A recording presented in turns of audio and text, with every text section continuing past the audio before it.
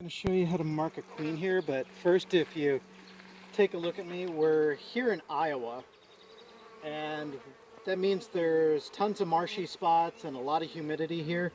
So to battle all the mosquitoes, you still have to have long sleeve shirts on. We just do the bee veils to also keep the mosquitoes off of our face, but trust me, it's well worth it to be like this than sweating your butt off in a full bee suit or being out here for 3 to 6 hours just enduring tons and tons of mosquitoes getting you all the time. So dress appropriately. Anyhow, there's the queen here on our little mating nuke frame.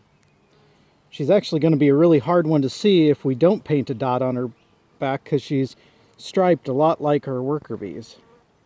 So we'll take her off and we'll just set her frame for now off to the side.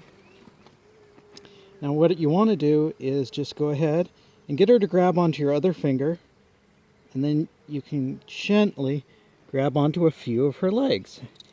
And then between the little ball or peak of one finger and your thumb there, she won't be able to really turn. You can come here and you just take your paint pen. You do a nice little round dot here. I like to go with the Sharpie brand.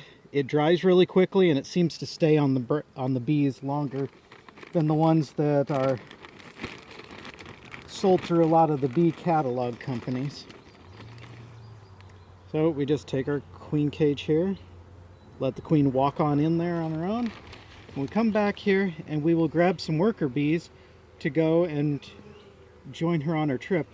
Now it's really nice if the bees are actually have their faces down in the cells, whether they're dehydrating honey, dropping new nectar in, or whether they're feeding. So like this one right here that's got its head down, we can come right up and, well, it backed out at the last moment, but you just grab it by the wings. So this one here, again, is got its head down, and I can just pluck it up by the wings. There's no way it can sting me. Even if I didn't have the gloves on, there's no way it could sting me. But it's just real convenient to do that way. If you got a bee that's just walking around, sometimes they'll try to run away on you when you go to grab them. So that's 3, 4... Can you turn the cage so we can see you dump the bee in there a little bit better?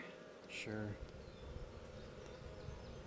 So, got it like this. Unfortunately, I'm going to have to go like this. So, just head first. Put her in there and she'll walk right in as long as you keep some pressure on the back side of her so she can't go any other direction. Always have your hand positioned so you can then get that finger right back over it. You don't want the queen walking out on you. Next thing you know, you start to panic that she's either going to try and fly on you or fall on the ground. You'll go to try and push her back and then you damage the queen. So